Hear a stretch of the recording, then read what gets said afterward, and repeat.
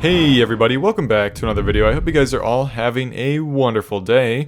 Today I want to talk to you about something kind of unfortunate that happened to me in the month of October. I spent nearly 10 days sick and not feeling well, and it's possible that it was because of my crested geckos.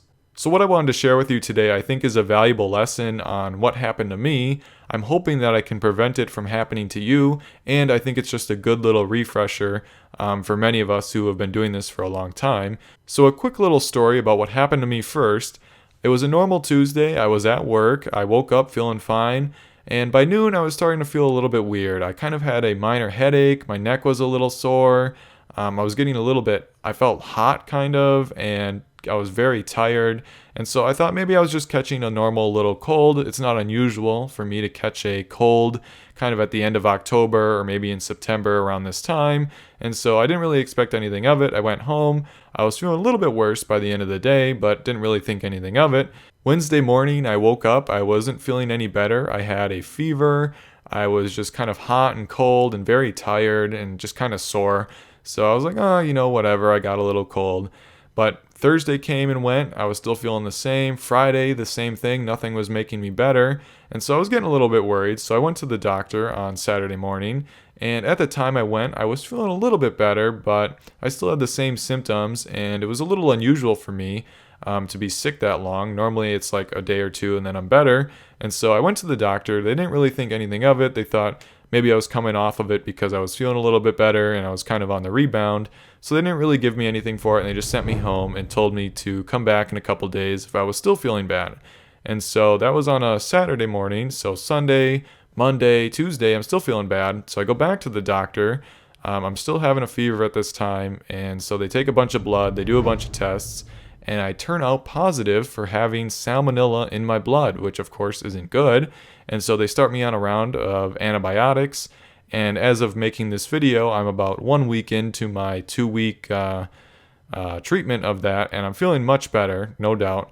However, it was a little bit scary because it was so long and prolonged, and I didn't know what it was. Now, I didn't have any of the normal cold symptoms. I wasn't, coughing or sneezing or having any of that, and I didn't really have the normal salmonella symptoms either, which are much less pleasant than just coughing or sneezing.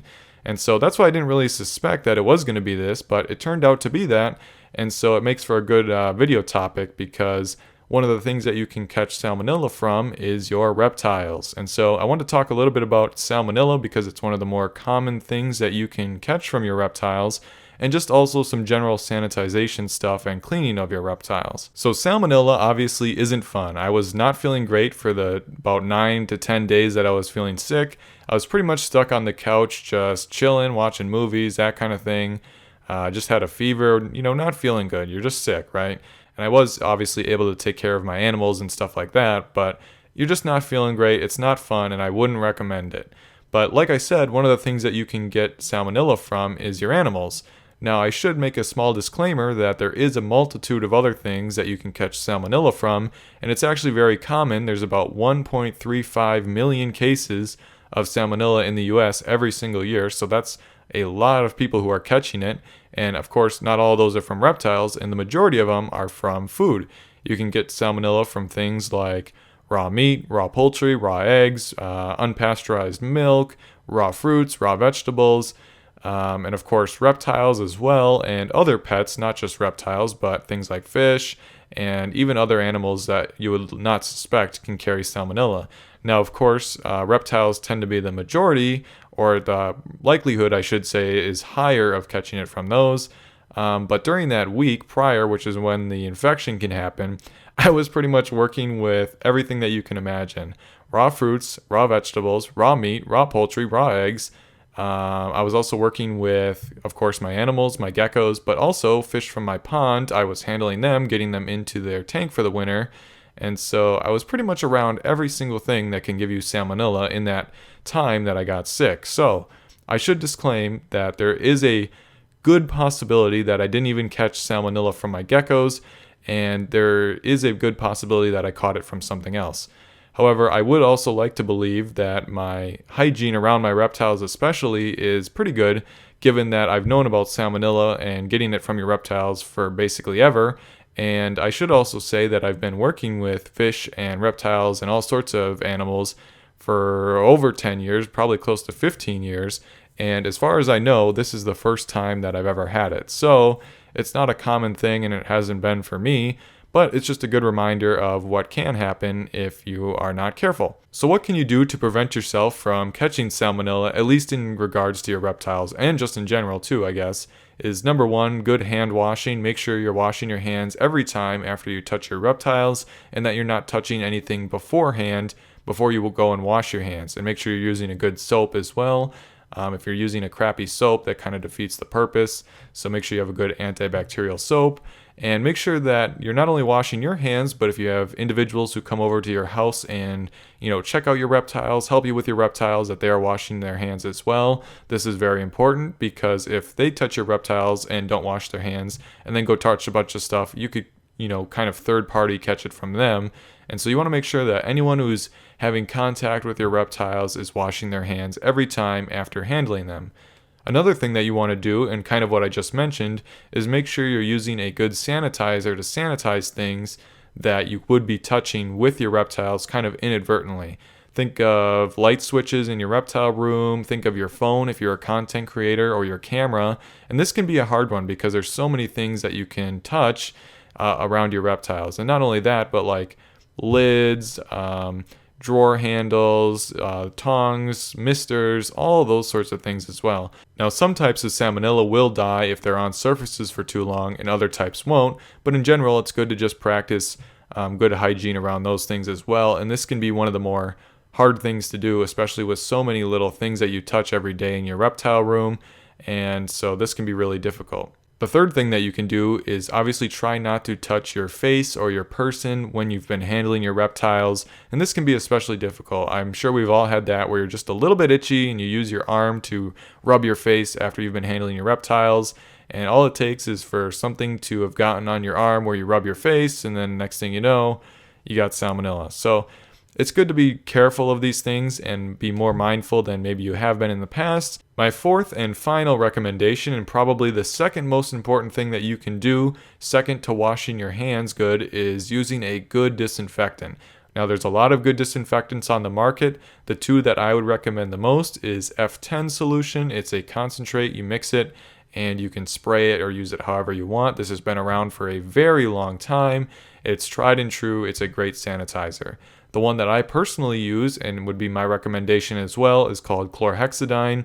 You can pick up a jug of this on Amazon. It's fairly cheap. You just mix it with water. It's also a concentrate, so you dilute it down, and then you can spray it. You can use it however you want. There is some other reptile cleaning solutions on the market that you can use. Another good one is a light bleach solution. A lot of people use this to soak stuff in, and that's a good option as well. I personally don't use it. I will soak stuff in chlorhexidine usually, but that's another good method as well. And so F10 and chlorhexidine, in my opinion, would be the two that I would go towards, just because they're concentrated, so you can get a lot of it. It's going to last a long time.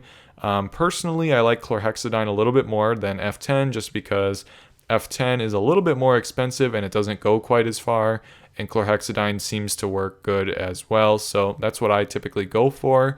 The nice thing about chlorhexidine is that it has a nice little smell when you use it, but it's not something that lasts after it has been wiped away, and so that's nice. It's also relatively safe for your animals, and I'm not concerned about using it at all. Bleach is a little bit harsher and you have to be a little bit more careful with it.